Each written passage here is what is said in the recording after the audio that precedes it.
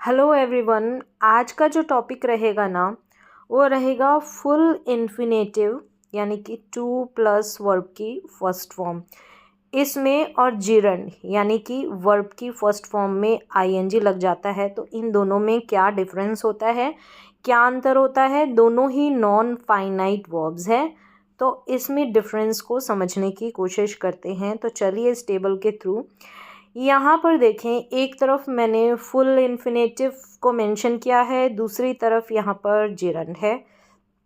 Full infinitive यानी कि two plus verb की फर्स्ट फॉर्म, ठीक है, यहाँ तक समझ में आ गया। और जिरंड का मतलब वर्ब की फर्स्ट फॉर्म में आईएनजी। फुल इन्फिनेटिव यानी कि इन्फिनेटिव का जो काम होता है वो नाउन, एडजेक्टिव और एडवर्ब यानी इन तीनों रूपों में काम करता है, और जिरंड सिर्फ नाउन के रूप में काम करता है, ठीक है। फिर आगे देखें, प्रपोजिशन का ऑब्जेक्ट नहीं बन सकता। ये जो इन्फिनेटिव है ना, ये प्रपोजिशन का ऑब्जेक्ट नहीं बनता है, लेकिन जो जिरंड है वर्ब में आईएनजी लगता है तो ये प्रपोजिशन का ऑब्जेक्ट बन सकता है, क्योंकि प्रपोजिशन का ऑब्जेक्ट नाउन बनता है ना, तो नाउन ही होता है ये कौन, जिरंड। जिरंड नाउन का काम करता है, इसलिए ये वर्ब का ऑब्जेक्ट बन सकता है और ये भी बन सकता है। कौन, ये जो है जिरंड, ठीक है। अब आगे देखें, ये जो होता है ना इन्फिनेटिव या बोले तो फुल इन्फिनेटिव, एक्शन होना बाकी होता है, अनरियल एक्शन होता है। मतलब कि फ्यूचर में अभी एक्शन को परफॉर्म होना होता है, अभी हुआ नहीं होता है, काम बाकी रहता है, पेंडिंग होता है, काम नहीं हुआ होता, ठीक है। यहाँ पर एक्शन कंप्लीटेड होता है। जब जिरंड होता है ना वर्ब में आईएनजी, वहाँ पर एक्शन कंप्लीटेड होता है, रियल एक्शन है, और ये अनरियल एक्शन है।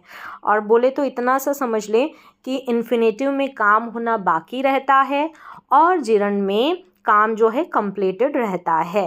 अब यहाँ पर देखें, अब यहाँ पर हिंदी में तो सेम मीनिंग है, जैसे मैंने भविष्य के बारे में चिंता करना बंद कर दिया, ठीक है, दोनों तरफ ही है।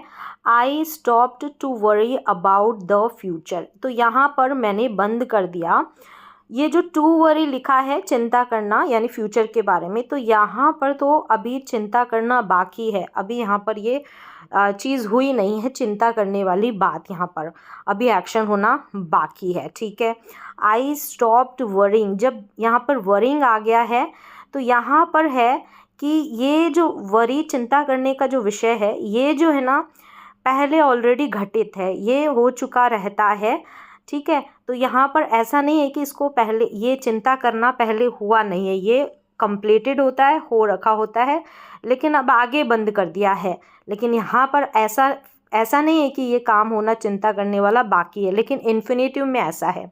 उम्मीद करती हूँ मैं आपको समझा पाई हूँ, लेकिन आगे और एग्जांपल्स देख लें, नहीं समझ में आया तो उनको देखकर समझ में आ जाएगा। देखें, मैं क्रिकेट खेलना चाहूँगा तो I would like to play cricket, तो टू प्ले है ना, तो यहाँ पर है कि ये जो क्रिकेट खेलने वाला जो काम है ना, तो ये अभी होना बाकी है, ये हमारा इन्फिनेटिव बता रहा है कि काम होना बाकी है। तो टू प्ले यहाँ पर कंप्लीट नहीं हुआ है, जो भी एक्शन है, जो भी काम है, ठीक है, मतलब यानी क्रिकेट खेलने का जो काम है।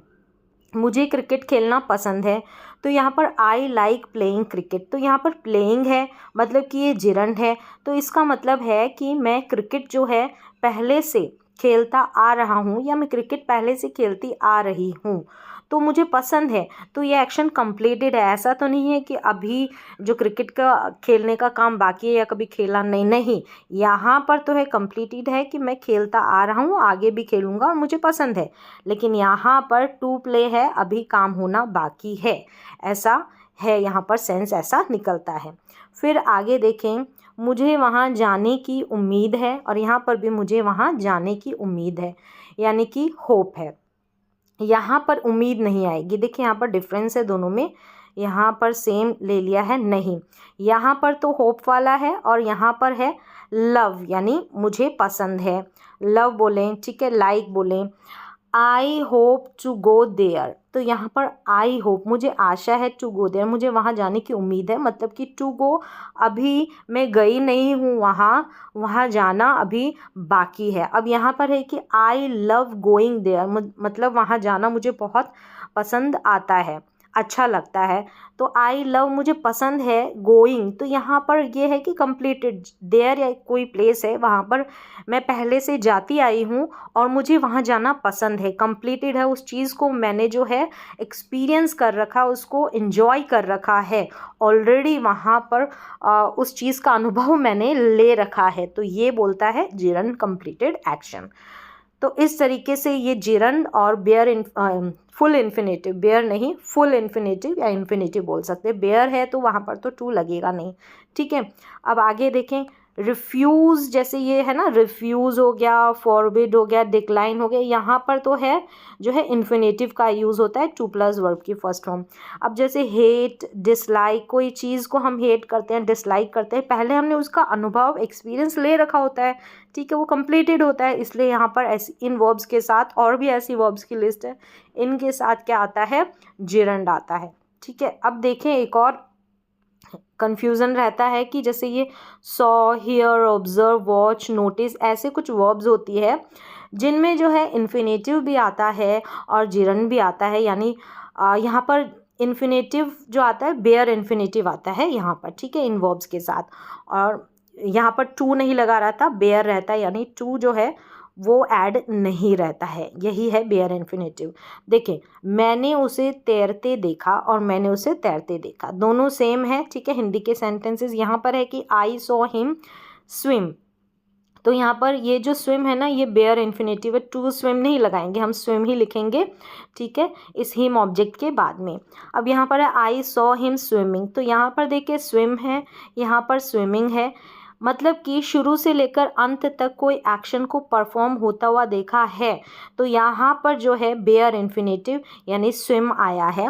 और यहाँ पर देखने का कार्य थोड़ी देर के लिए हुआ है, मतलब कि हम देख रहे थे किसी को, ठीक है, किसी को, यानी उसको मैंने तैरते देखा, तो मैंने देखा, ठीक है, थोड़ी सी झलक देखी और फिर शायद फ़ोन आ गया तो मैं फ़ोन की तरफ मुड़ गई, या फिर कोई मुझसे मिलने आया तो मैं उससे बात करने लग गई। फिर आगे जो ये प्रोसेस है उसको मैंने एंजॉय नहीं किया, उसका अनुभव नहीं लिया, नहीं देखा मैंने, तो यहाँ पर जेरंड आता है।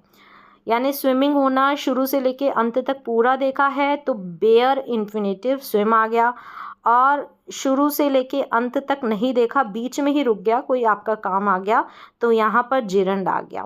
तो ये डिफरेंस रहता है यहाँ पर। तो उम्मीद है ये कंपैरिजन के थ्रू, इस टेबल के थ्रू आपको जो है इन्फिनेटिव और जिरंड में जो डिफरेंस रहता है ना, वो समझ में आया होगा। तो आज के वीडियो में बस इतना ही, मिलते हैं अगले वीडियो में, तब तक के लिए थैंक यू सो मच।